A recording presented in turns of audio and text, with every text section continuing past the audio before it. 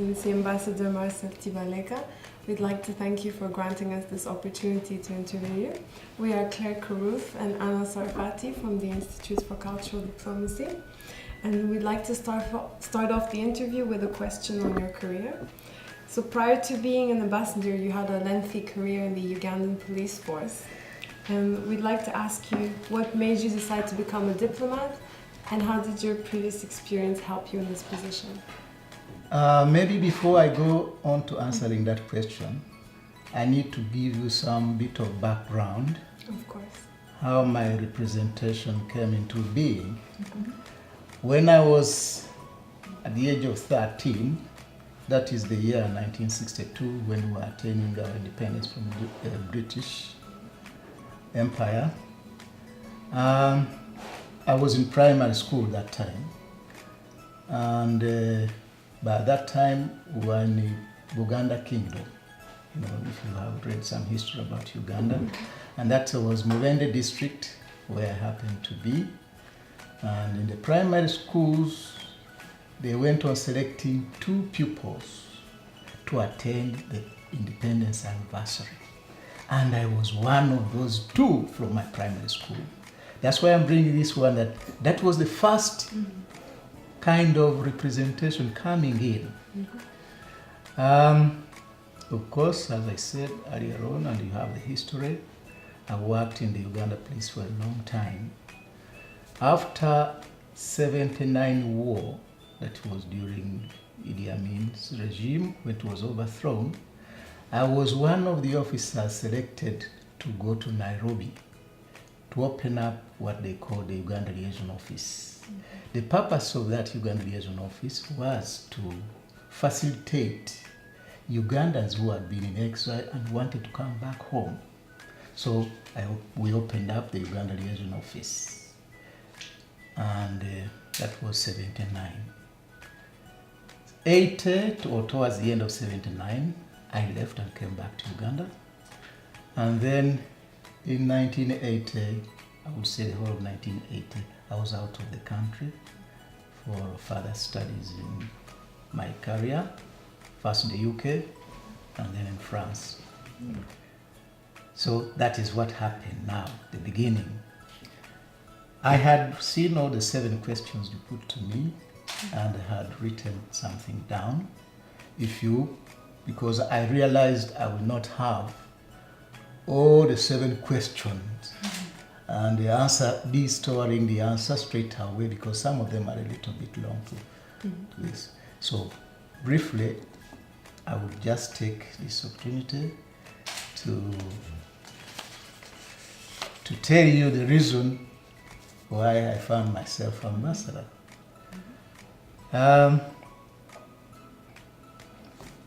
As you know, I'm not a career diplomat, but became an ambassador by an appointment from His Excellency Yoweri Kaguta Museveni.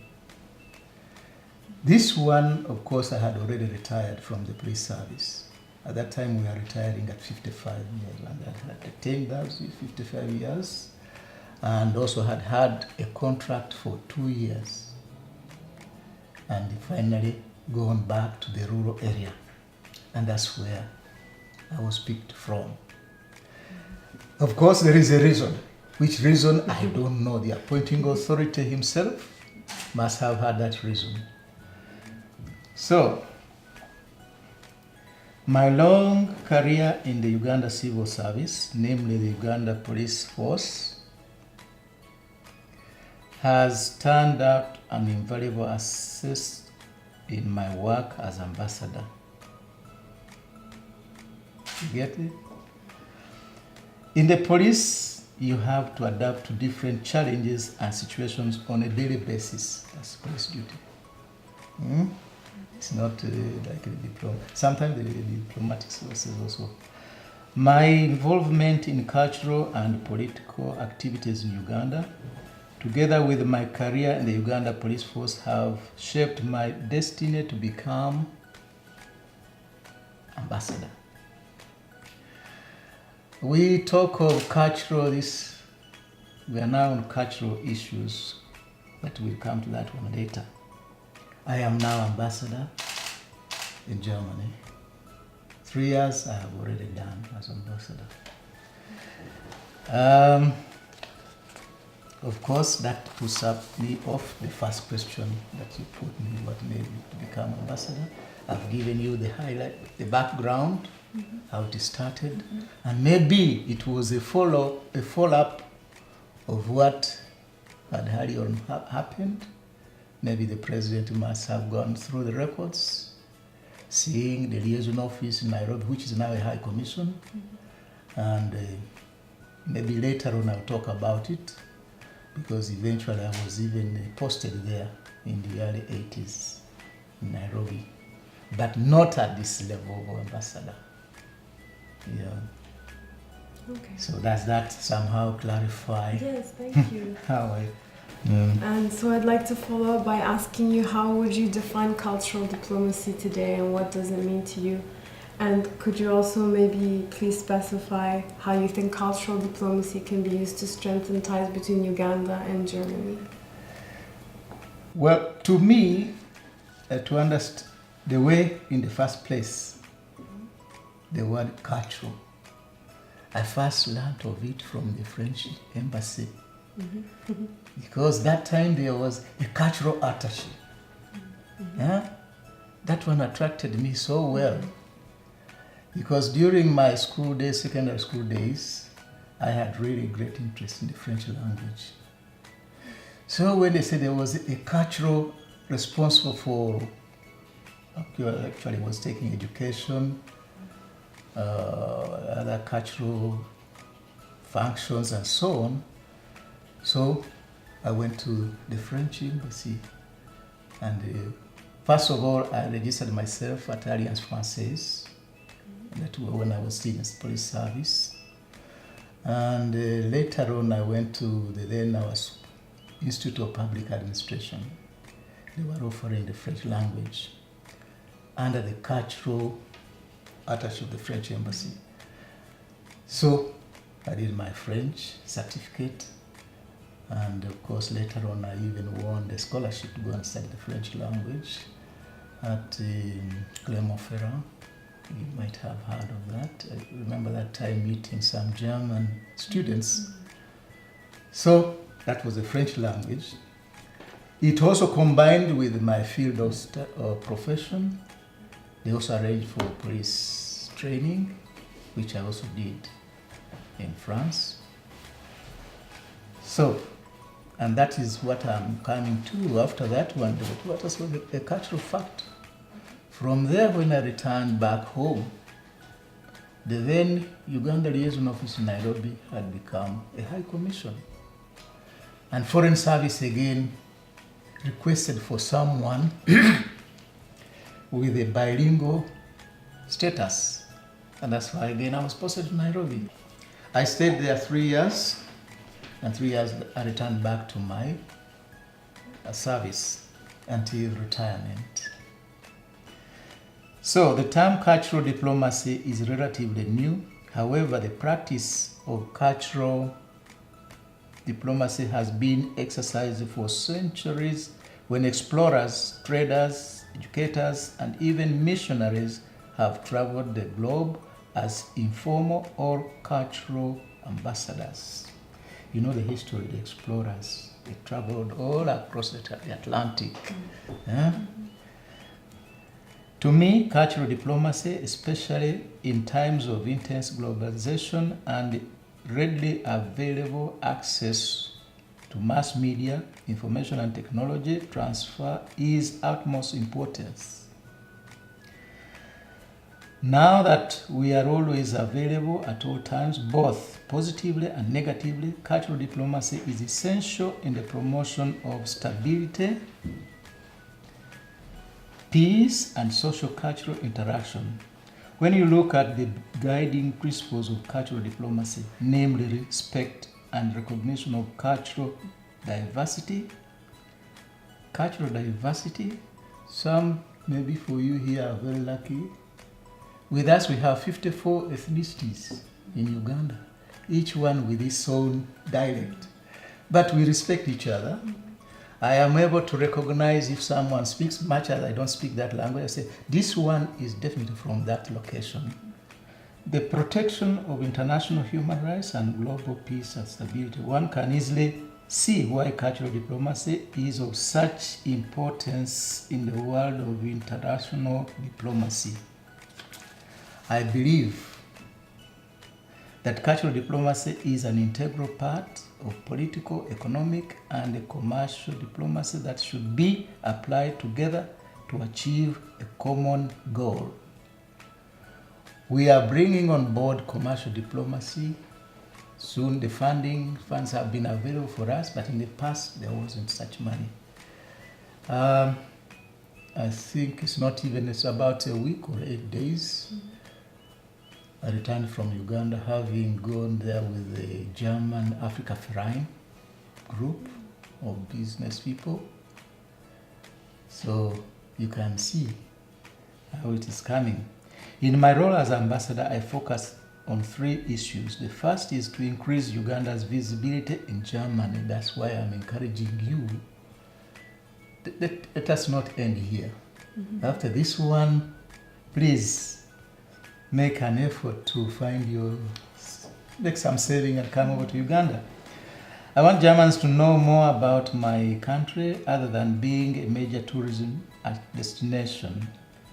The second is promotion of foreign investment. I've just said we were there and we were able to meet the president. And trade between Uganda, Germany, which is part of my mission in the field of economic and commercial diplomacy. Uganda is a land with enormous business opportunities, and both German and Ugandan institutions are actively seeking to promote bilateral economic relations. The third is the support of Ugandan diaspora in Berlin and other areas of accreditation. Ugandan in the diaspora. The other time I was in Munich, I was so impressed, the Ugandans who were there. That was my first time as well, also to meet them. That evening, over almost 200 of them were present on that function. For these ones in Berlin here, they are there, but since I came out, to be honest, I think I have not had more than a set of them coming over here. But one time when I had a function at the residence, I was overwhelmed. They came in big numbers. So I don't know whether here they say after all there is nothing to get or what. They only come when they have a problem. Of course, the embassy in Berlin is actively involved with the Uganda community in Germany. On our website, we invite Ugandans to register and actively stay in contact with the embassy and our homeland. Now, the majority of people, when they come over here, for various reasons, they forget sometimes the homeland. And they say, well, since here the life is okay, everyone is getting on well, forget all. But home still remains home. I'm happy just about over last week, there was some Ugandan, Michael Alimari, who has stayed here for over 30 years or so. He came home, said he wanted to take his children home who have been born here. And he said for him, he has maintained his status. He maintains his Uganda passport. I asked a question from him. I said, but how come others? He said, yeah, others want to circulate easily in Europe.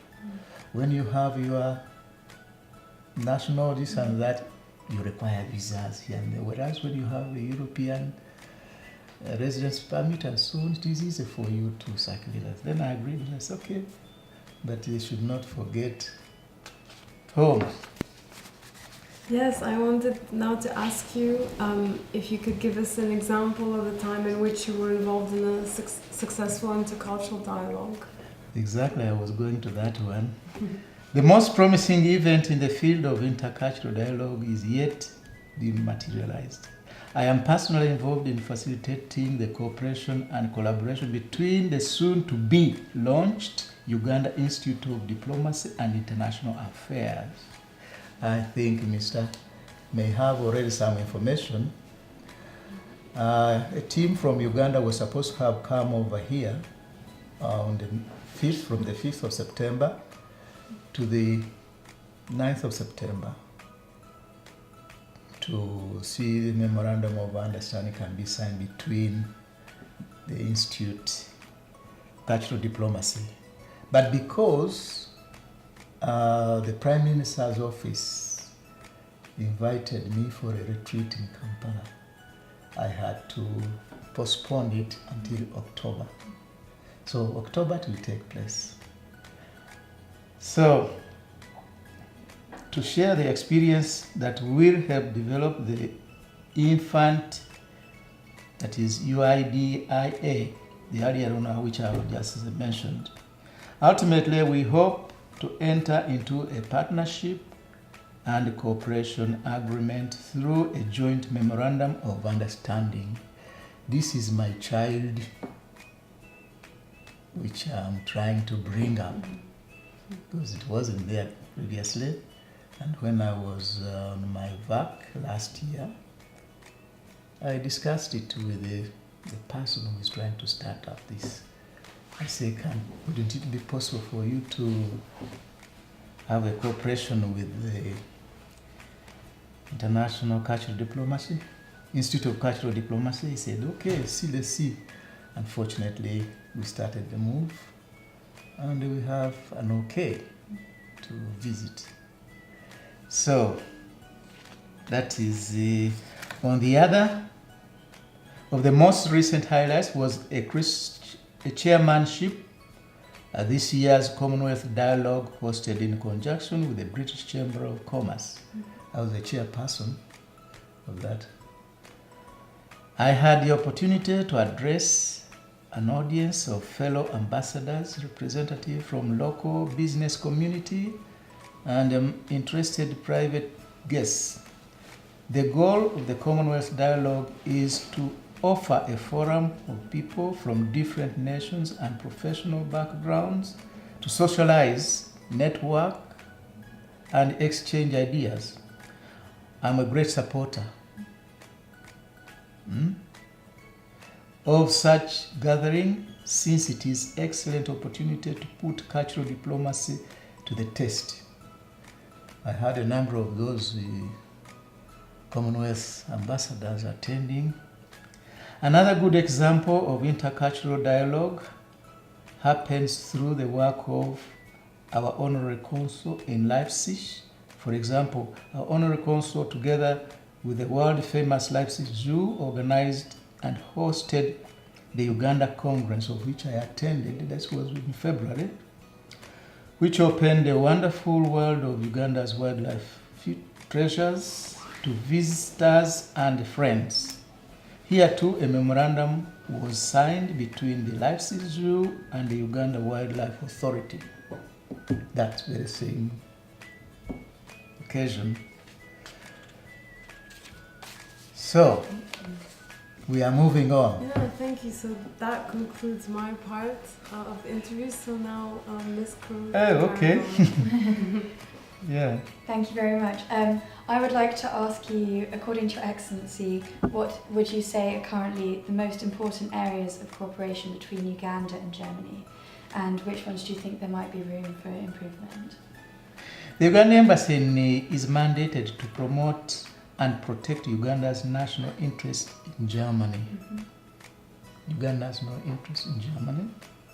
To this effect, the embassy actively participates in events that focus on the strength, the potential, and the beauty of my country. Every year, the embassy participates in ITB. You know very well that one. International Tourism Board. The world's largest tourism fair, and we always rank among the top 10 exhibitors. Another showcase for our mission is BMZ Open Day, hosted by the Federal Minister of Economic Cooperation and Development. At informal meet and greet gatherings, people come to Uganda, stand and mingle with my staff while enjoying a cup of Ugandan Mount Elgon coffee. You know Mount Elgon coffee?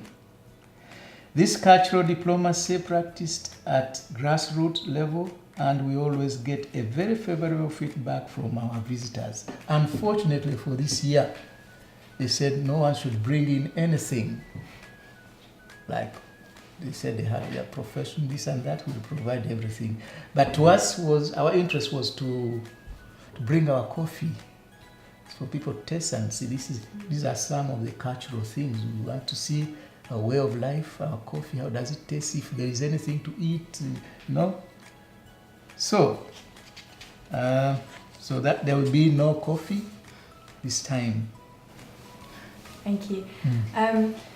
What would Your Excellency say are currently the most important areas of cooperation between Uganda and Germany, and which areas do you think there might be a bit of room for improvement in? Well, the German-Uganda Development Cooperation started way back in 1964, 2 years after we got our independence from Britain. It's a long way. Today, a large number of German companies, development workers and NGOs work in Uganda. As you might know, my country has substantial natural resources, including fertile soils, regular rainfall, sizable mineral deposits of copper and cobalt, as well as an untapped reserve of oil and gas. Our biggest potential lies in the fertile soil and warm tropical climate with 2 rainy seasons a year. Sometimes they say 2 rainy seasons, but it's more than that. Of course, traditionally we knew the heavy rains were for between March and April. And then they would come again from August to October. That's all. But now you have rain anytime. Even when we expect no rain in January, it is raining. And sometimes when we are expecting rain, it is not there. So climate change has all put us somewhere. So our biggest potential is in the fertile soil and warm, of course I've already said, season of the year. Agriculture provides jobs for more than 80%. I'm saying that 80% because the rural people constitute the bulk of this. So they have all the land, fertile land, and they grow their own food.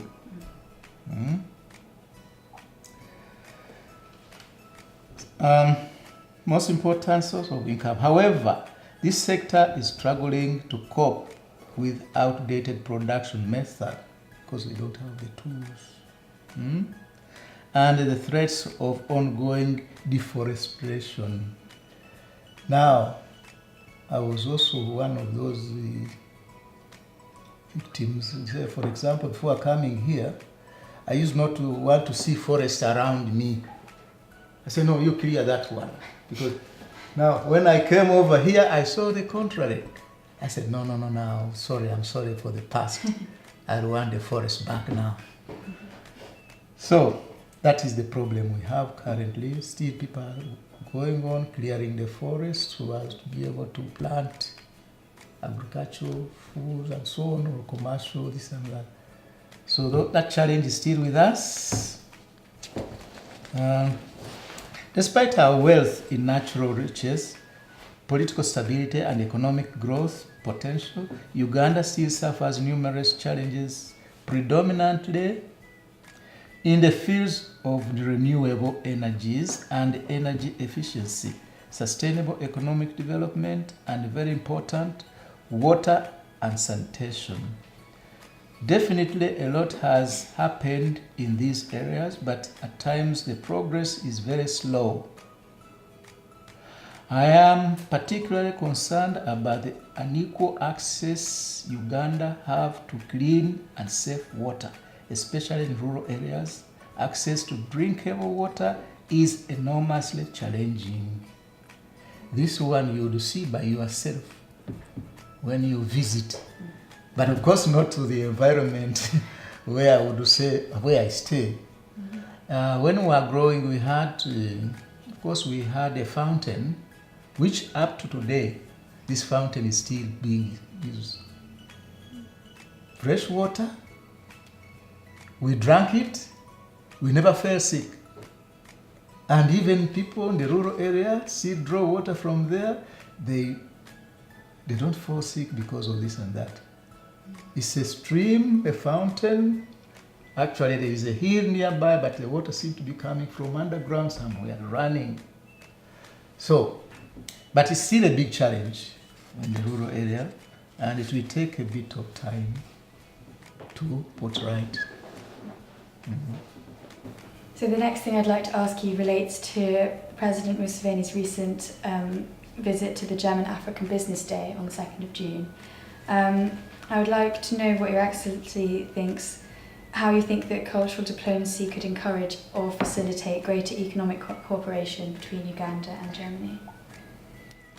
Well, the President's visit to Berlin and Hamburg in June of this year, the President had been here before. Mm-hmm. And he had indicated, I think the last time he was here in 2010 or 2009. I don't remember very well. And he had promised he would be back. Before coming here, 2013, it had been indicated the President was coming over even before I reported, but then I think there was bad weather or something, he could not come. Now, 2014, I met him in Rome at the Vatican. I reminded him of the trip he had promised to come. That time he indicated that he would be available April 2015. But as we drew closer to April, there was no further communication over that. Then I had to explain to the organizer. I said, no, we are now in politics. Yeah? This year is a year of politics. I think the President will not be able to make it. So, passed. However, in August, when I was on my annual leave, Mr. Stefan Lieben traveled to Kampala. I met him and he told me he had been able to meet the President. So I think this very year, most probably, in February again he traveled. This time he came back with a confirmation of the President's visit here, indicating that the President would be here on the 2nd of June. But with us, we came to know about it very late, because when the other one got his letter confirming, normally it should have been through us, he was kind enough. He gave us a copy. Said, you see, I'm expecting it. Then we started the move. So I'm happy we were able to welcome the President on the 2nd of June of this year, further manifested the collaboration between our two nations. If there was no collaboration, then we wouldn't have come here. And mind you, the first nation after elections, if you had the stories which ran around there, they were saying, oh, European Union during the inaugural, they walked away. But he was welcomed here. I didn't see any negative this and that. We are available, the landing, whatever, the Air Force side there, and So His Excellency the President met with the senior members of German government and industry leaders from all sectors across German business. In Hamburg, the Center of International Trade and Logistics, the President also held a high-level meeting with German companies that are working on investment projects in Uganda. As a follow-up to the President's visit, German business delegation traveled to Uganda in August. This is the one I've just told you. We traveled to Uganda, where agreements and a memoranda were prepared. Naturally, commercial diplomacy at that level does not happen in absence of cultural diplomacy. The success of German companies in Uganda is based on the economic and cultural bridges that exist between our two nations. Mutual respect and political, economic, and cultural initiatives are contributing to the success of German companies in Uganda. KfW availed funds for a hydro project. And that hydro project is not really very far from my rural area there. It's close to Lake Albert. So hopefully KfW people will come to my rural home very soon. Yeah. So indeed, over the course of the last decade, we have witnessed many positive developments in Uganda that will continue to influence and speed up the modernization process in Uganda. With the cultural diplomacy, the ultimate goal is to fostering further cultural, business, investment, and tourism exchange between Uganda and Germany. For me, as matters of culture, you see this. This was my almost 25 years ago. Huh? So I'm particularly concerned about cultural. Yeah. It's not. You can even see that's myself. Okay. You might think I am faking something.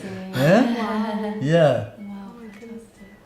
Now, I'm showing this to show that I am really interested in it. Yeah. So, I had some quite good knowledge of the German language that time. But because that 25 years ago there, no one was speaking it, the language evaporates if you don't have.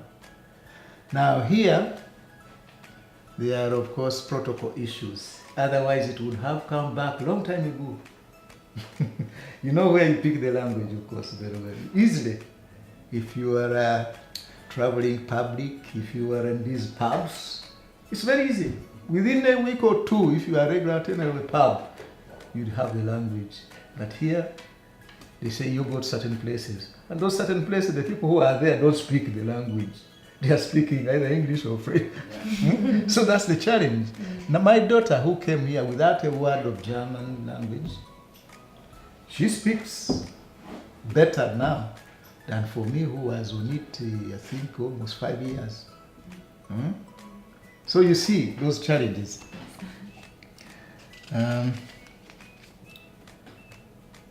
So I think we continue with the... Okay. Thank you very much. We just had one final question for Your Excellency, and that is, what advice would you give to young people who are wishing to pursue a career in international relations or in diplomacy? First of all, I believe that learning foreign languages plays an important role. I'm a witness to this. That one, I'm a witness, and in diplomacy, as they create cultural bridges between people from different nations. One time a Chinese was saying, speaking a foreign language is like owning a soul of that, that person whose foreign language you are speaking. Being proficient in foreign languages is a strategic tool for expanding any diplomatic relations. Spreading cultural diplomacy amongst young people through the study of foreign languages provides a foundation for the building of a modern world without language barriers. In addition, it is essential for aspiring diplomats to keep up with current events around the world. To be successful, you need to listen well, analyze, problem solve, and learn how to apply these skills in foreign cultures. Depending on your responsibilities, you might need specialization knowledge. For example, if your job is promoting international trade, you will need to learn about a country's economy, business practices, and banking system. You will also need to learn the etiquette and customs of your host country and polite, tactful, and patient. Most of all, the true to yourself and present your country with a grace of dignity befitting a diplomat. Thank you. Thank you very much. Thank you so much. Well, that concludes our interview for today. We would like to thank you very much for your time and for the insight that you've given us into Ugandan-German relations and specifically relating to cultural diplomacy. And thank you very much. Thank you so much. Thank you so much for your time and sharing my experience. Thank you. We look forward to visiting Uganda. So you are most welcome anytime, really. For me, I have all along encouraged people